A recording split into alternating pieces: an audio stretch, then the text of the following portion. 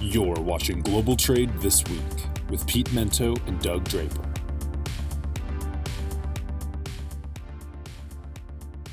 Hello, everyone, and welcome to Global Trade This Week. I am Pete Mento, and that is not a younger, hairier version of Doug that you see next to me.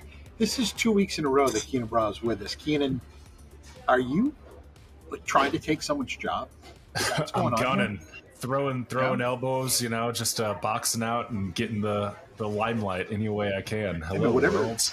It takes, man. Honestly, whatever you got to do to get yourself on prime time. I understand. Right. Yeah. Yep.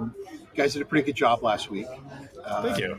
I had a little dig on LinkedIn that I heard about, of course, from all of your fans. Keenan, you have fans. Yes. You have fans. You have people who love it when you're on the show. Don't let it get to your head. But of course.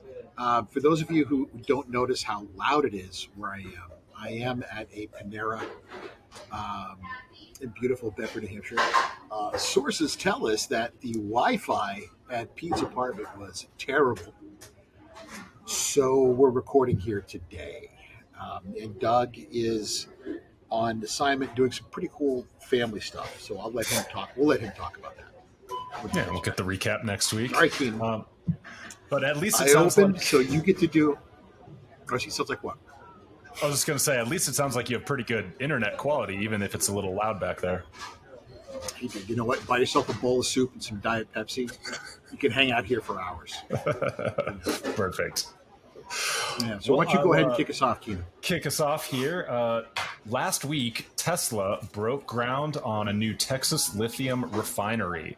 And so according to the company, this is going to be the major choke point of the global EV production industry for a while now. As more competitors are coming online for Tesla, they're all kind of demanding the same sort of lithium resources. As I was preparing for this topic too, I saw that per ton of lithium grade, like battery grade lithium material, over the pandemic, it's skyrocketed from about $10,000 per ton to about $90,000 per ton, and then has come back down, but it's still 150% above where it was before the pandemic.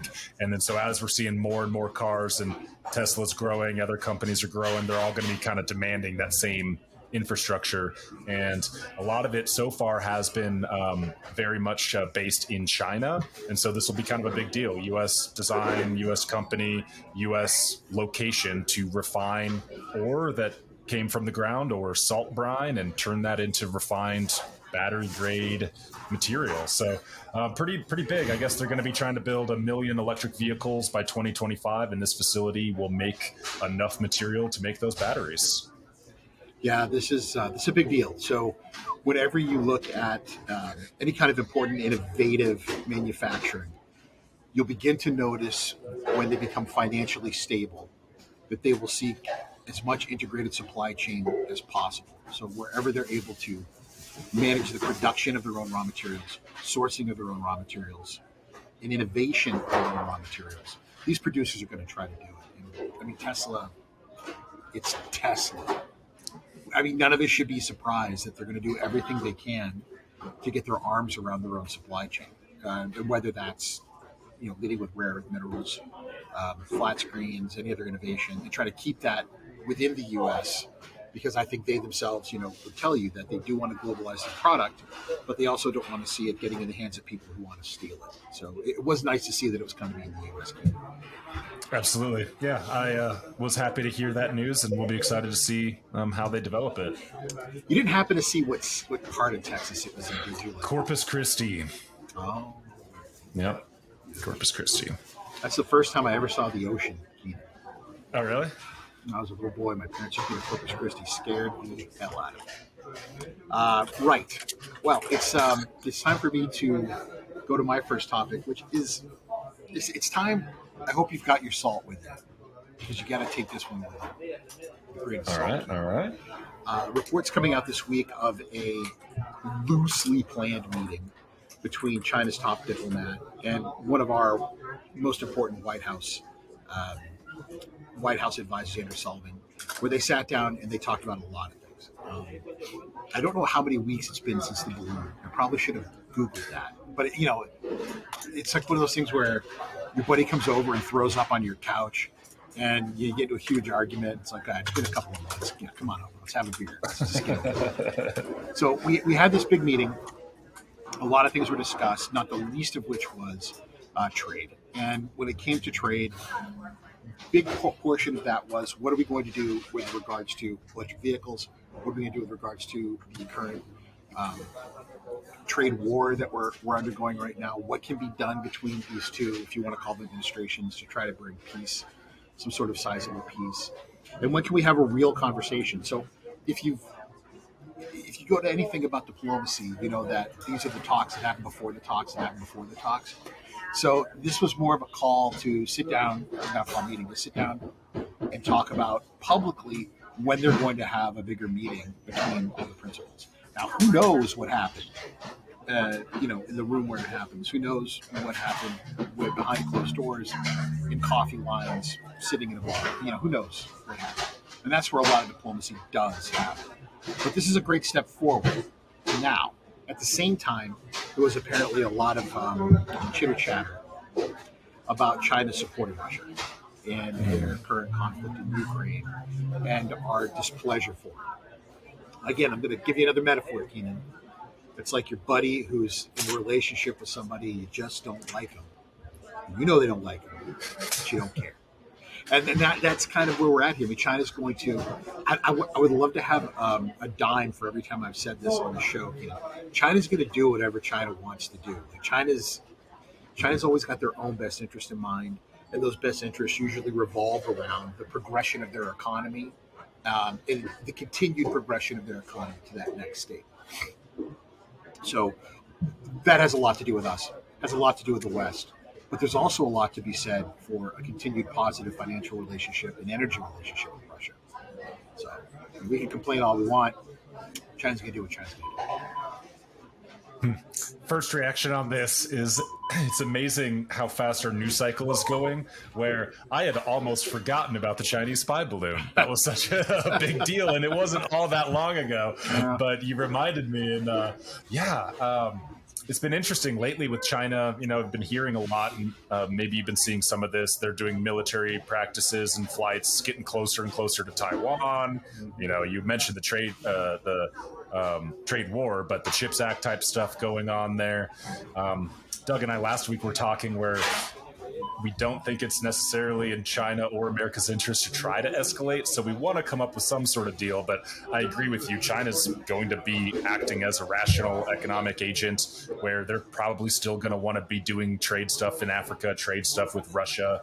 And maybe they'll use that as a different chip or negotiating stuff. But they want to work with the U.S., but they don't want to give the U.S. everything that the U.S. wants. There needs to be that kind of a little bit of negotiation room going on. So interesting also the pre-talk before the pre-talk before the pre-talk, just kind of gauging and setting the frame and what might be on the agenda to be included in the agenda.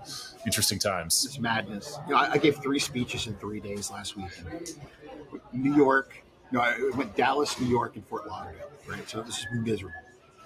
Great speeches though, and great crowds. And the one in New York, I said close to the end, we need to stop talking about China like they're the little kid in the room when we're talking about them. It's like, here's what's best for Keenan, right? Keenan's like, I'm right here and I'm 30, right? Like, I don't want to eat broccoli. Yeah, I don't want to eat broccoli. Broccoli is delicious. Broccoli is delicious.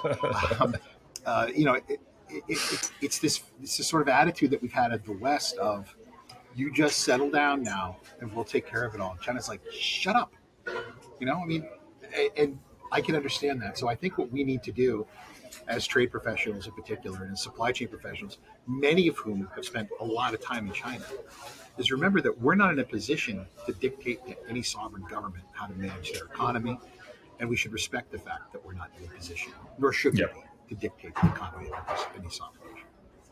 That's a great point. Yeah, if we tried to go in with that sort of mentality, even if we got a deal, which probably wouldn't happen, it wouldn't last in the long term. You kind of have to treat economic partners, blocs, countries with some sovereignty and respect, and kind of have a foundation going from there, ideally.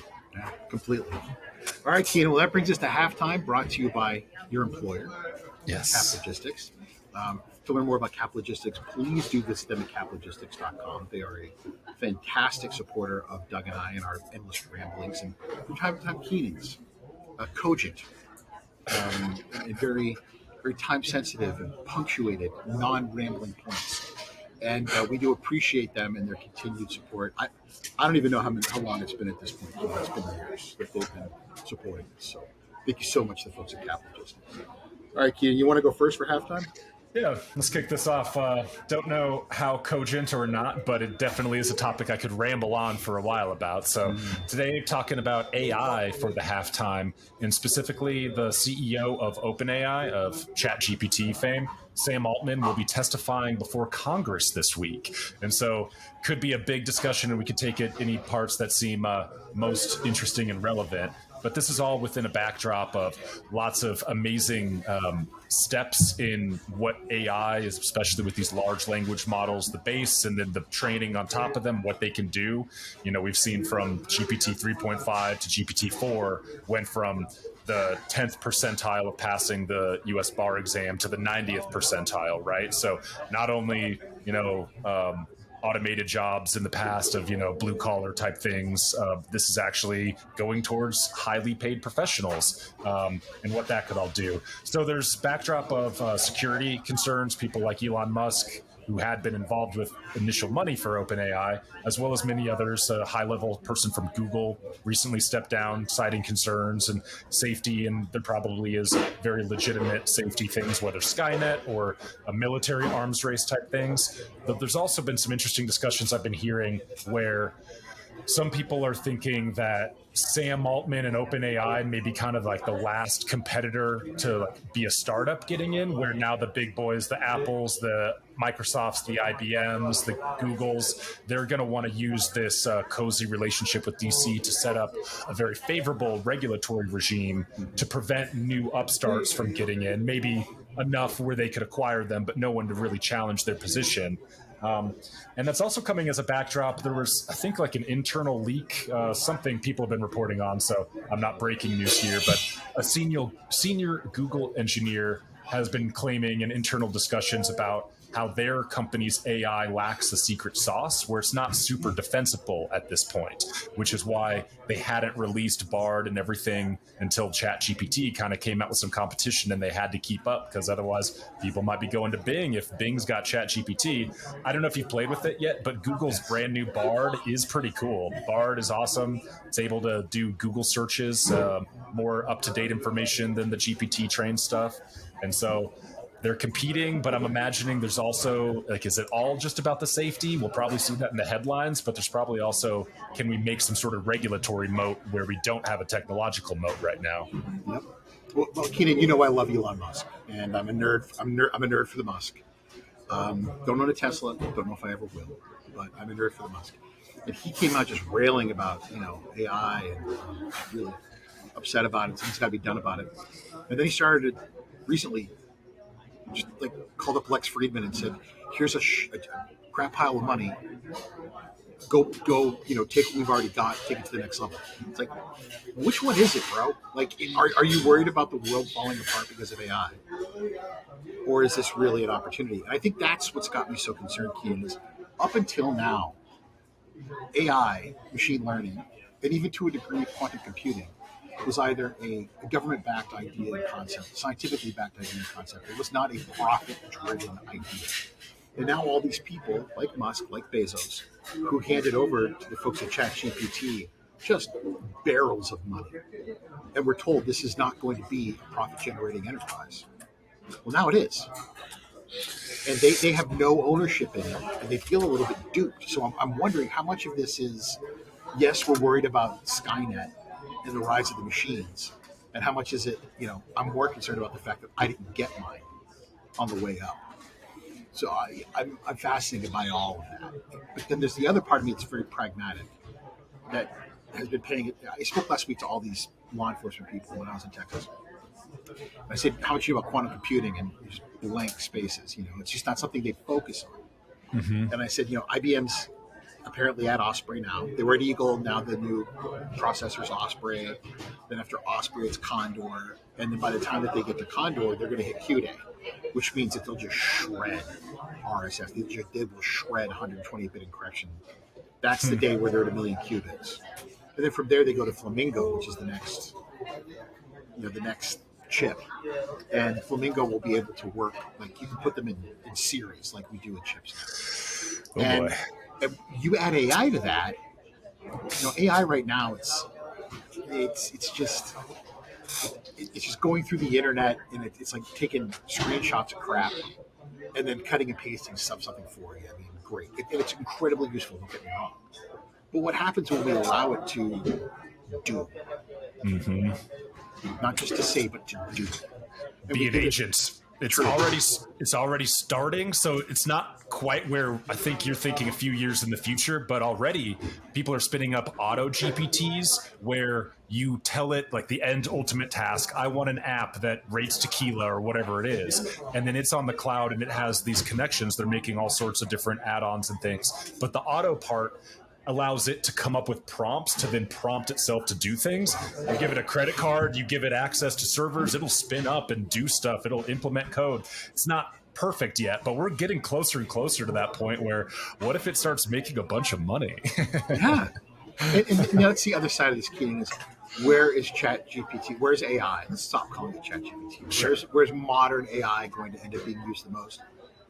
Government and military end uses, supply chain in a massive way. To any type of optimization that you're talking about. It's going to be used in conjunction with artificial intelligence and quantum computing with virtual reality for experimentation, researching, engineering. It's also going to be used in finance. It's going to be used in finance, stock trades, and high banking. And that's probably where it's going to get used first, because that's where it can make the most money. Yep. So with that, I've been seeing fintech and being into econ, you're always aware of, you could become an actuary, work for the insurance companies. I was surprised to see a recent study come out about AI readiness, and number one industry implementing and researching and investing in AI is insurance, but number two is logistics and supply chain, even ahead of number three, financial services outside of insurance. So AI is impacting logistics now, investments are being made, and we'll probably be seeing more of it in the future. The best way I can explain this to people is when they ask me why supply chain and AI, and I say, if you talk to anyone that is an academic about artificial intelligence and machine learning, they'll say to you that it works best now and will for the near-term future on fixing a puzzle, problem solving, taking a bunch of disparate issues and making them all connect. What does that sound like? It sounds like our industry. Mm-hmm. So I think it is going to be used to optimize from purchase order through payment, all the inputs that go along with it. And I think someone's going to make a lot of money doing it. But unfortunately, it's also going to mean the continued digitization and automation of the logistics space, which is just evolution, unfortunately. Absolutely. It'll be interesting space to watch, that's for sure. Well, my halftime is much lighter. Okay. I've talked about this before. I am a sneakerhead. I think that's what the kids call them, going all the way back to 1984 when I begged my parents to buy me some Jordan 1s, and they wouldn't. And I had to save up money to buy my own pair, which I never wore. Because I didn't want to get them screwed up. And it would have happened. It would have been bad. And I'm not a basketball player. My vertical leap is like a quarter of an inch. It's pathetic.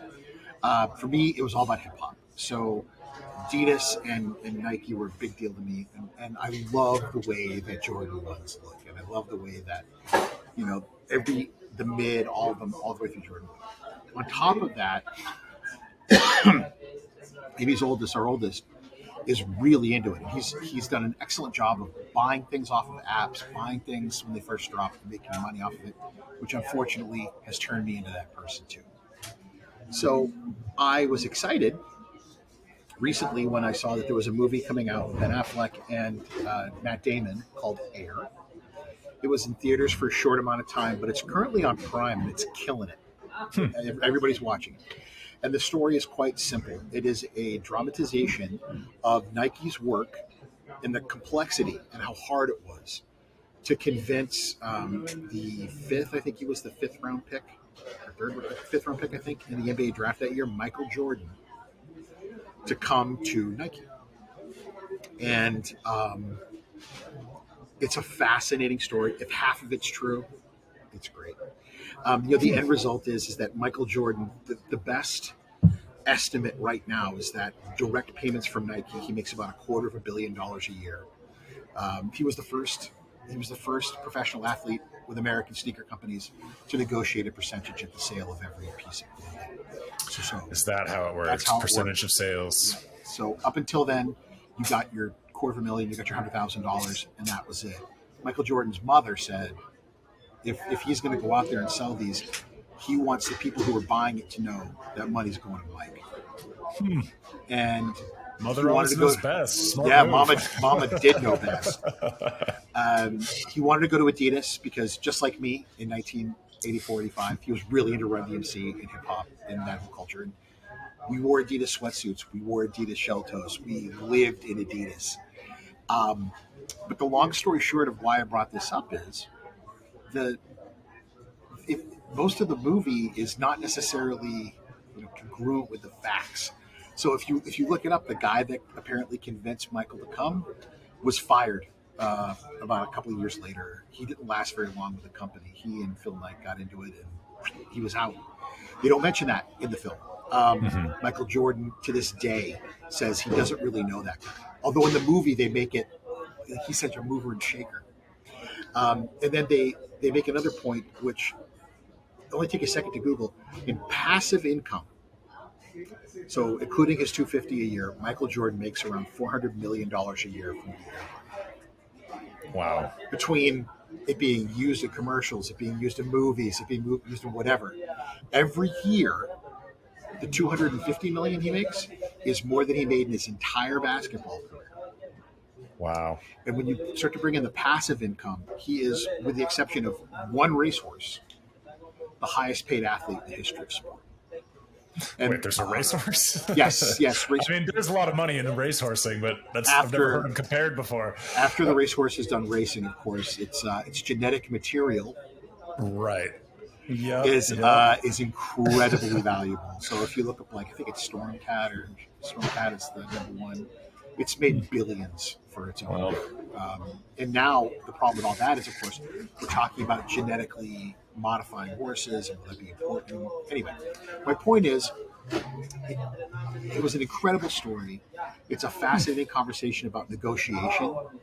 What you negotiate.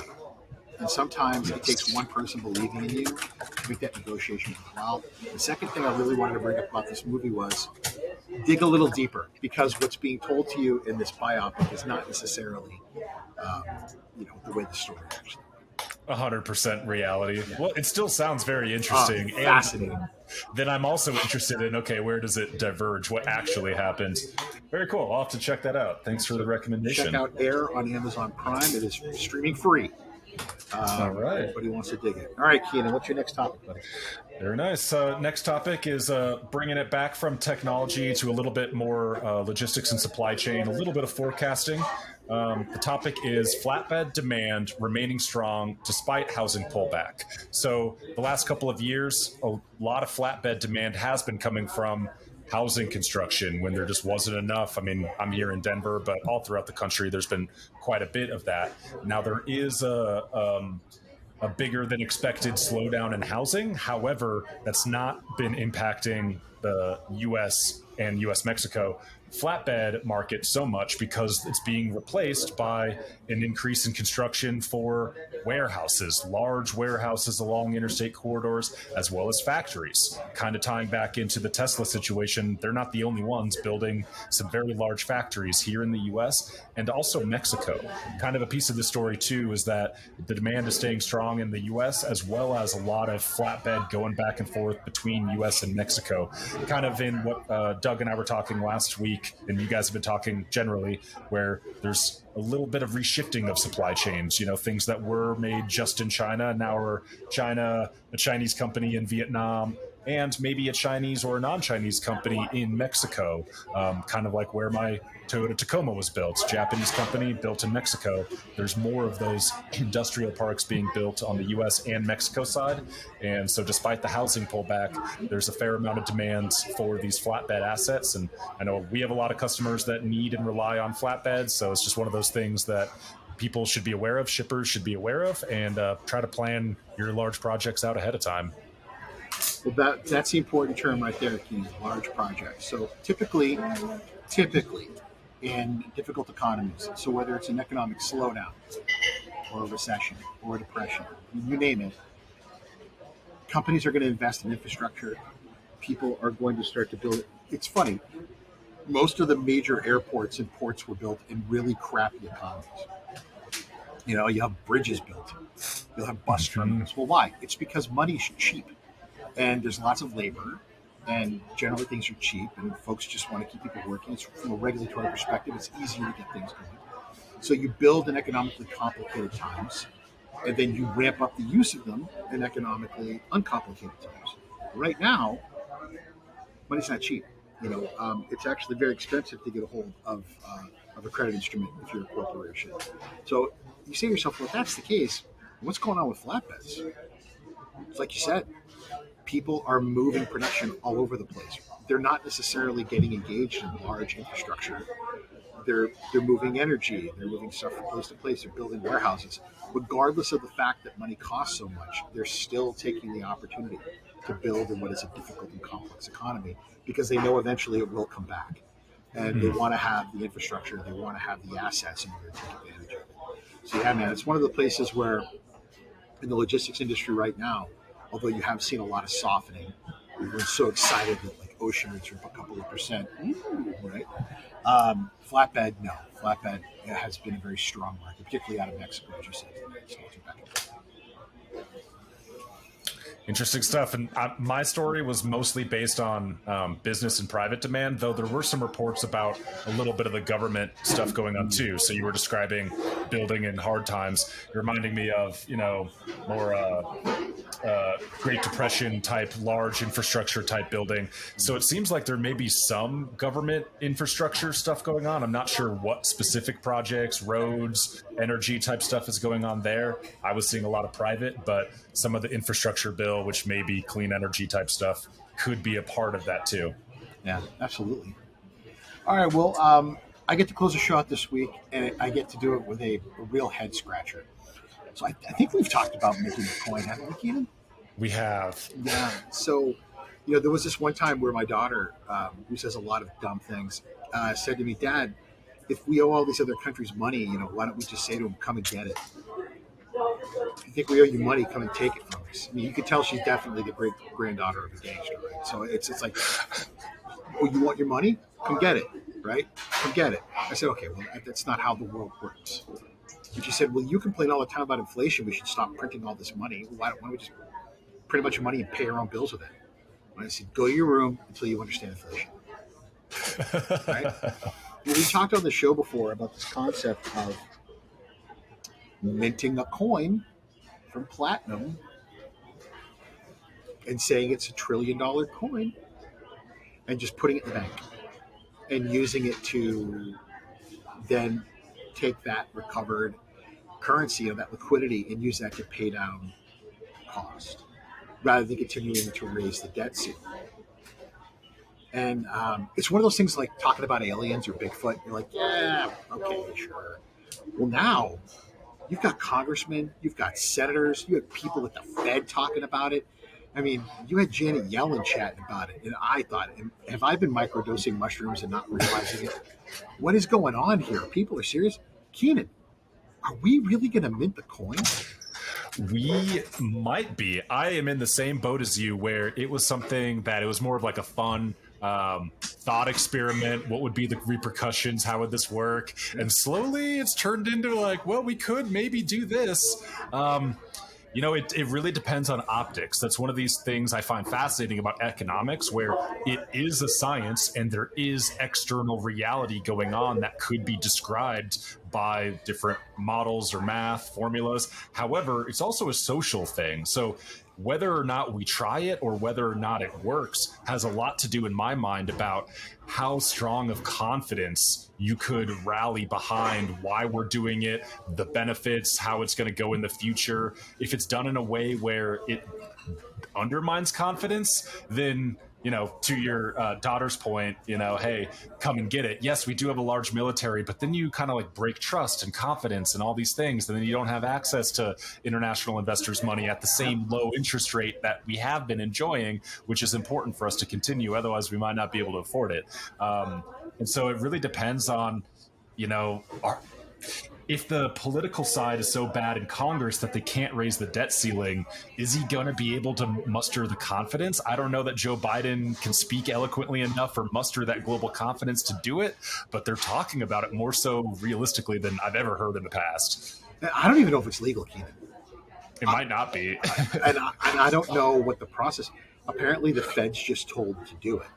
So does the president just, have an extra cup of coffee one day and say, what the hell with it? Let's just mint a coin. Screw it, And you're talking about economics.